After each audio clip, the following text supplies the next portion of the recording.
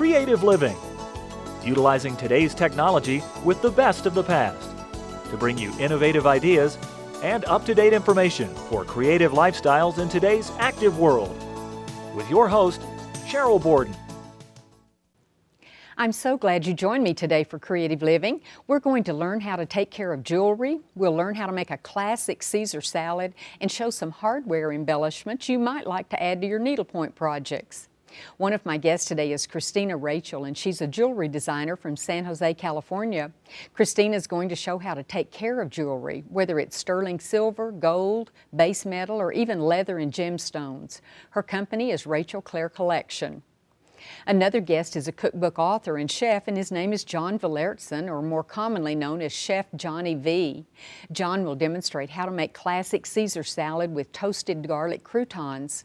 He owns and operates Las Cosas Cooking School in Santa Fe, New Mexico. And we'll begin today's show with designer Sandy Grossman Morris, and she's going to show how to incorporate things from your local hardware store, such as washers or hex nut covers, into your needlepoint projects. She lives in Brentwood, California, and her business is Sandy Grossman Morris Design.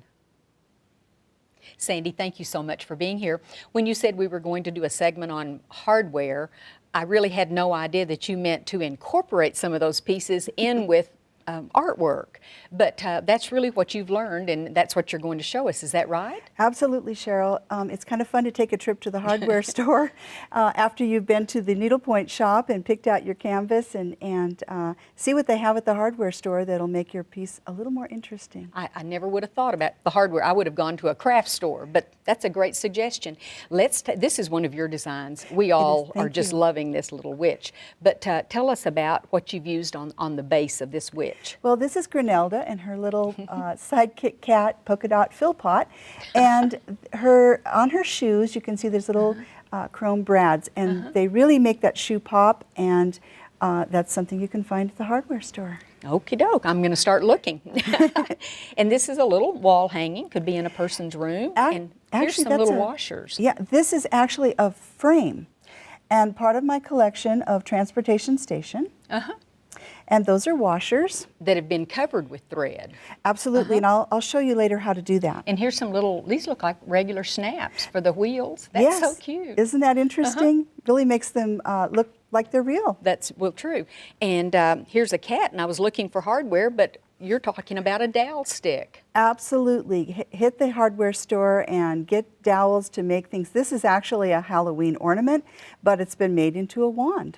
Oh, of course, witches have to have wands. Okay. That's true. And this is a little night light. We took the light off, but this is actually a night light. And tell us about these little gold pieces. Well, actually, those are brass. And oh, they're brass. Yes, these are number 4 brass washers. And you can see here, now we haven't covered these. We've just left these in the back. We've done the stitching right over them, and which has made them absolutely pop. And there's a little bit of copper krynic thread there that's holding those, and in place. It just enhances them in this case. It absolutely does. Gives it a decorator look, and so don't hide the brass. Okay. And then I love this clock. Oh, thank you. This is another one from the Transportation Station collection, and we've made this into a clock, and it actually has, you can see here, the little chrome hex nut covers for the hours. For the hours. Absolutely. So it makes it kind of fun to have something that's interesting, and it kind of gives it a little boy look. Well, and it's more three-dimensional. I think that's interesting, too. Yes, yes. Well, you mentioned the hardware store, and you just brought a few of the things that we could find. I did. Gold pieces, silver that are small. Here's a large washer that you're going to work with. So check at home, see what you've got that can be incorporated into your work if you know, before you head to the hardware store. And I would assume it might be a little cheaper at a hardware store. Well, they don't actually carry these things at needlepoint shops. Oh, okay. They do have a lot of embellishments, though, so, you know, look at those good too. To check that, absolutely. Now, you're going to show us how to actually cover one of these washers, which was shown on the little frame. Yes, that makes, it gives it a little bit of texture, makes it pop from the canvas, and you have a perfect circle. You can also softness to it too. Yes, and you can also use these with a very fuzzy textured fiber and use it as a center of a flower. Oh, that's a good idea. Yes. Yeah. So I've started this on here just so that we don't, you know, for time-wise, but you just want to do what's called a blanket or buttonhole stitch. So bring this around and take... And you could use any yarn, couldn't you? Absolutely. Thick, This small. is just a pearl cotton that I thought would show up well for the viewers. And just come around, go through, bring it above. This would be good to do a bunch of these when you're maybe sitting and watching television or something, because you do the same stitch over and over. Over and over. And so once you've done this, you will, you know, of course, Pull it bring those tight. closer. And then you have this. Now, when you start with beginning, you want to leave a tail. When you get all the way around, work that back through underneath, work your needle through and your thread, bring it out so you've And got it leave- on the other side. And do so you want to can- leave 2 tails? You absolutely do, and that way you can work it through to stitch the other it side. or I to- generally leave a little bit longer tail to work it in, but that's how you hook that to Could it be the glued canvas. on? Or, I wouldn't suggest gluing okay, it. I would stitching it would stitch hold it. Absolutely. Well, it's just amazing that you thought about doing this. I certainly never had, and I bet it will be fun now when I have to go with my husband to look at hardware items. I'll look for my own supplies. Oh, if you take a canvas in there, I guarantee the guys that are around there will jump to help you, and because it's just something totally out of their realm, and they have kind of fun with it. Well, I bet they do. Thank you so much for showing us how to You're do welcome, this. Cheryl. Thank you.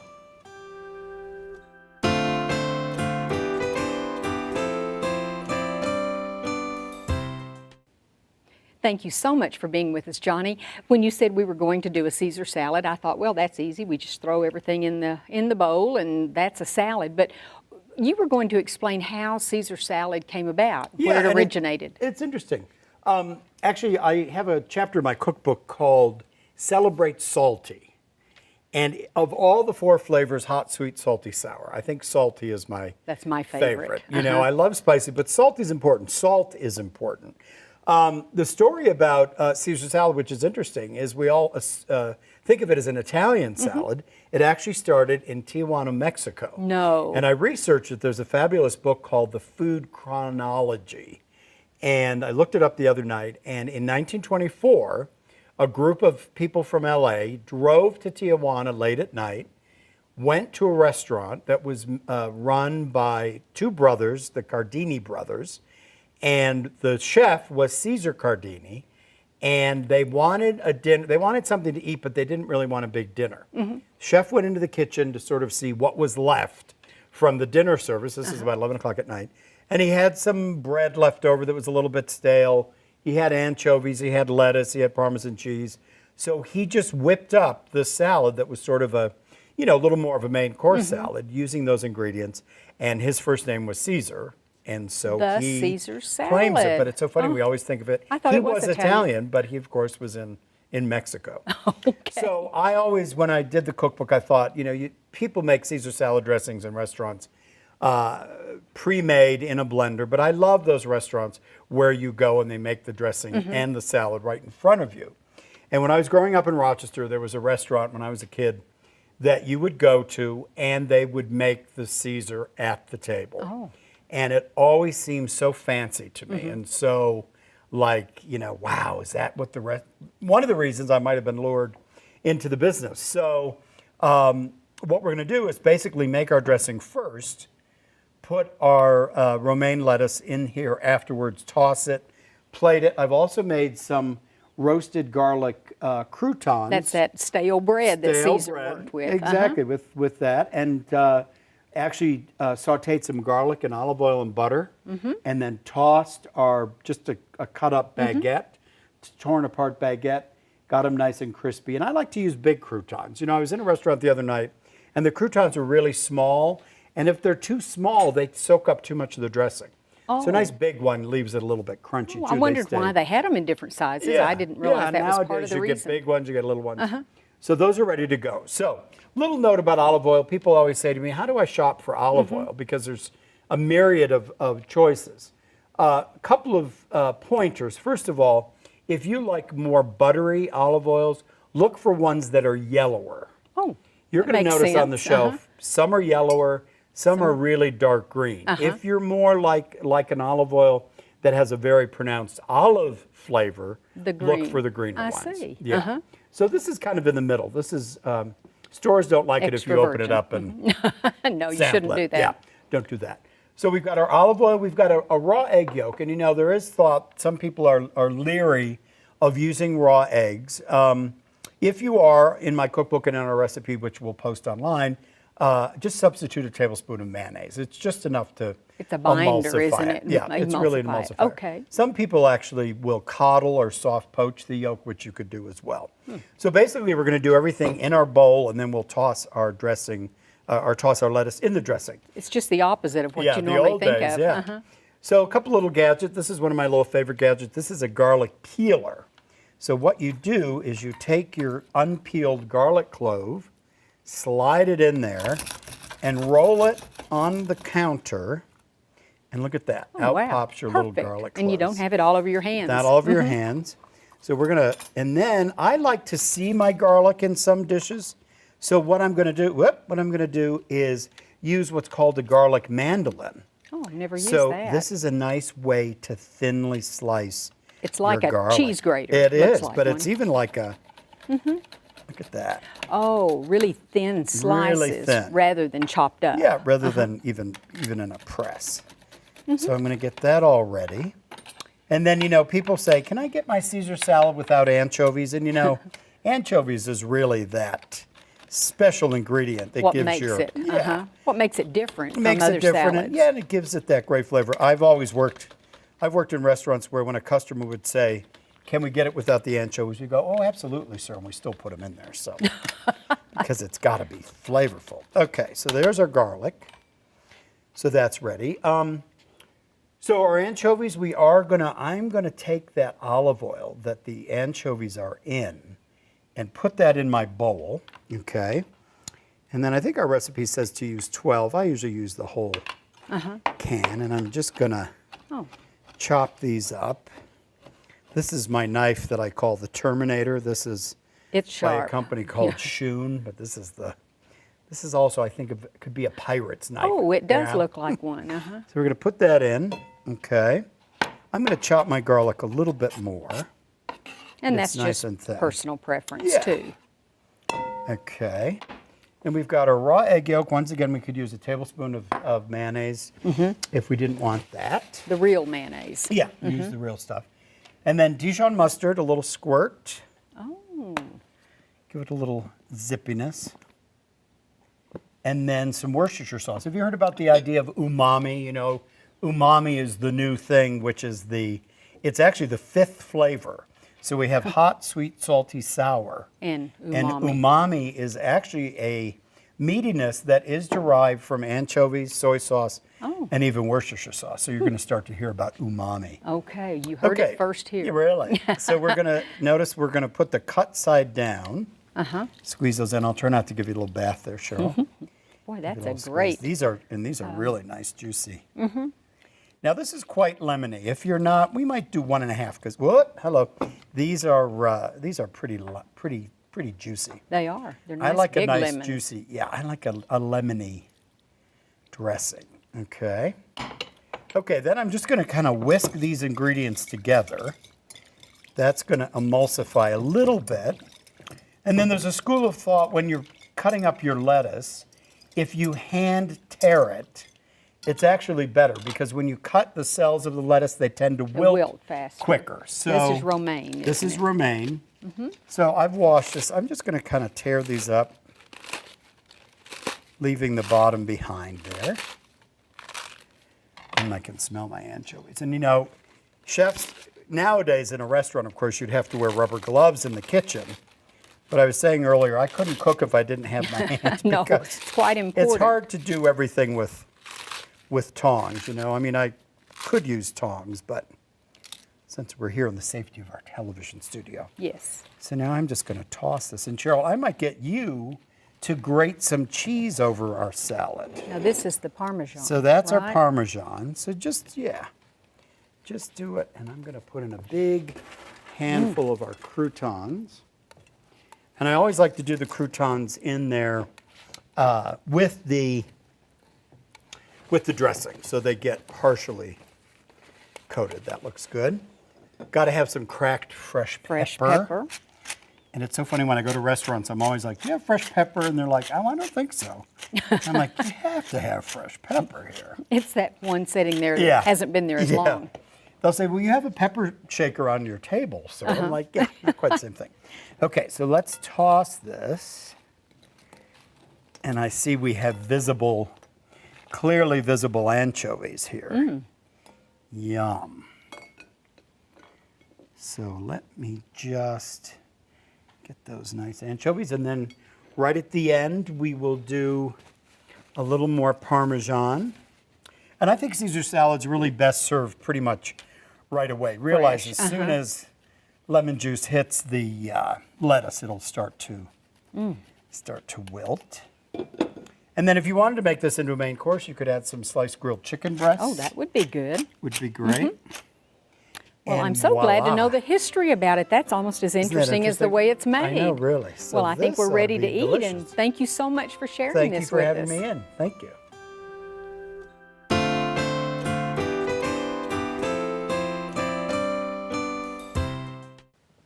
Christina, thanks so much for letting me model one of your beautiful pieces of jewelry. And you're wearing the one I really love because I Yes. like that clear quartz is what it is.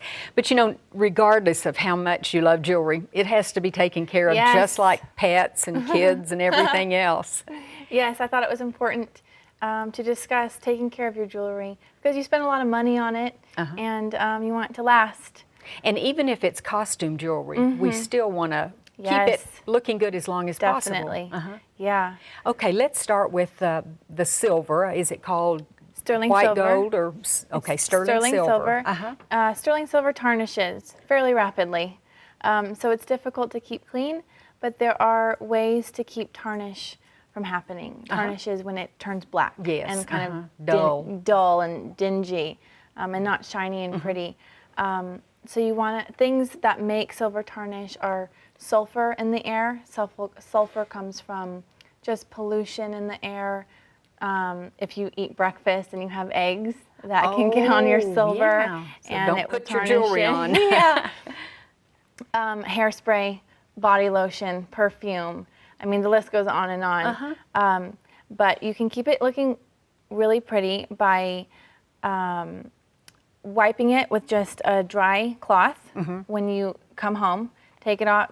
It's the last thing you should put on, and the first thing you should take off. I see. And when you take it off, you wipe it with a just clean, damp or dry cloth, and then you make sure to put it into its own individual baggie. Oh dear, With- I'm guilty of not doing that. With a tarnish strip. This is Wow. called a anti-tarnish strip.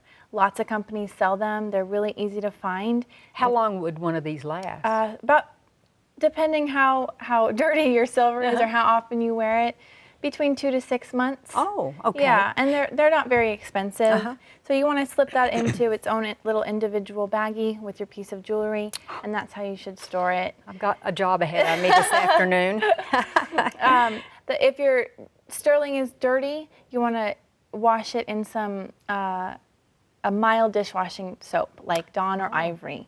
Make sure it's non-phosphate. Again, Dawn or Ivory are easy to remember and they work really well. Tarnish beyond just kind of grime is when you use a polishing cloth. Sunshine cloths are really good. You'll find any kind of silver polishing cloth. If you have pieces of jewelry at home that are almost all black. You should really seek professional help. And they do have you take jeweler, it to a jeweler? A jeweler, yeah. Okay. It can be just a jeweler in the mall or your hometown jeweler on Main Street. It doesn't really matter. They all know how to handle it. They'll usually dip it in a jewelry solution. You do have to be careful cleaning it at home with gemstones.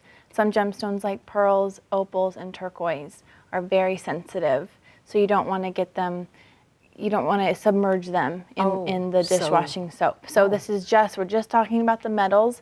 And if you were going to clean, a chain, you would just hold the gemstone above so and that dip. you don't accidentally Yeah. get anything on it. Oh, Yeah. that makes sense. Also, one more tip is to make sure it's completely dry before you put it away because moisture and sulfur are contributing factors to tarnish. Okay, good tips. That's the there. most difficult one. We're going to talk about 14 karat gold fill and gold plating. Gold fill and gold plate are both 14 karat gold usually, that's heated and bonded with heat and pressure onto a base metal, so which could be brass, mainly brass. So the thing with gold plate, I don't use gold plate. It's very microscopic and it's very easy to wear off and chip off. Gold fill has... So the life of it's not long. Very good, yeah. Gold fill has 50 to 100 times more gold, and it's 5% of the total metal weight. So it's a thicker layer, it's harder to rub off, but it can tarnish and it can rub off and it can expose the brass underneath. So again, you don't want to use really any solvents. You want to be very careful. You want to wipe it with a cloth when you get home. Individual baggie. And do you put these little... No, those are just for silver. Just for silver, okay. Yeah. 14 karat gold is very easy. It's gold. There's many different carats. 24 karat is considered pure gold. It's kind of too soft for jewelry making. That's why they add alloys like nickel, copper, silver to make the gold stronger, so that you can wear it for jewelry. But again, it's all metal, so it won't wear off or rub off. You can use jewelry cleaners on it. Again, I would wipe it with a damp cloth after you wear it. An individual baggie. Again, it's very important that everything is dry when you put it in that baggie. If you want to, you can, those little silica packets that come in shoes. you can put those in your jewelry box, and it will absorb any kind of ambient moisture. Now, do you mean open that little baggie and sprinkle 2 or 3? No, just use put that the whole baggie. bag in. Yeah. Okay, got it. Yeah, I always throw those away too. Yeah, you should collect them in a little jar. I need to. Here's base metal. This is the base metal chain I use in my jewelry. It's basically copper and brass and a couple other things, maybe some nickel. But the base metal chain is kind of a catch-all phrase for non-precious metals in jewelry, so costume jewelry. It tarnishes very easily, it gets dinged up very easily, but it's cheap and it's fun and it looks really pretty. I like it. Yeah. Clean, dry cloth and individual baggie. I'm about to learn that. Yes. And here are some cords. Jewelry is being made with leather and cords.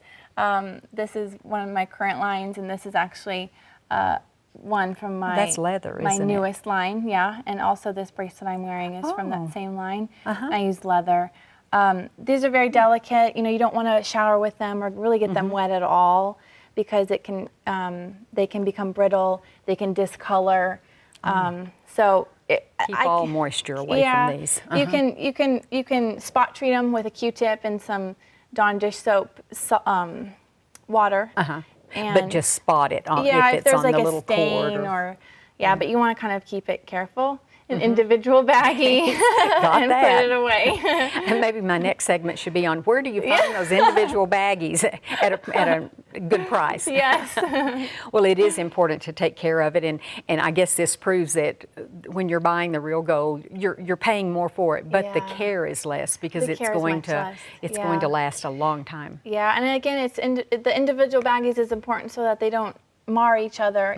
All metal, gold as well, it can scratch very easily, and the other jewelry in your jewelry box is just gonna, keep hitting, and so you want to take care of it. You spend your money on it and take care of it well. Well, thank you so much. You've really pointed out a lot of things I need to do for sure. Thank you. Thank you.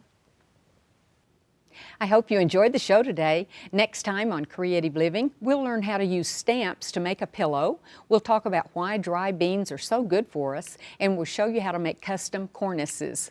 One of my next guests is going to demonstrate how to create a no-sew pillow with a faux quilting technique using a new line of rubber stamps and ink pads. You'll be so surprised by how much it looks like traditional quilting. Another guest is with the U.S. Dry Bean Council, and she's going to talk about why eating beans is good for your health, including lowering your risk for heart disease and certain types of cancer. Beans also help curb the appetite and help fight type 2 diabetes. Whether you want to make a cornice to go over longer drapes or just make one as a topper, another guest on the next show will demonstrate how to build and finish a custom cornice with sew and no-sew methods. She represents a company which makes patterns for cornices, headboards, and other home decor projects. All of these topics will be featured on the next Creative Living show. If you ever have comments or suggestions or ideas for shows, you can email me at sheryl.borden@enmu.edu. I'd also like to ask you to become a fan of Creative Living on Facebook. Just go to facebook.com and in the search window type in Creative Living with Sheryl Borden. I hope you'll plan to join me next time for Creative Living. We are very pleased to offer a new booklet that accompanies this series of Creative Living. This booklet is titled the 6700 Series, and it features a wonderful collection of ideas and information, and it's available free of charge on our website. Posted as a PDF file, you can simply download the entire booklet or just the segments you're most interested in. You'll find information on foods, nutrition, clothing, fashion, health and beauty, home decorating, and much more. For your copy of this new booklet, go to our website at KENW.org and then click on Creative Living. Scroll down to the booklet section and you can click on this booklet or on any of the other booklets we have available online. Just go to KENW.org, click on Creative Living, and download the booklet titled the 6700 Series. We also invite you to sign up for our free e-newsletter. Just go to KENW.org and click on the Sign Up Now button and input your email address. That's all there is to it. You'll enjoy reading an up-to-date newsletter filled with interesting topics and information. Thank you.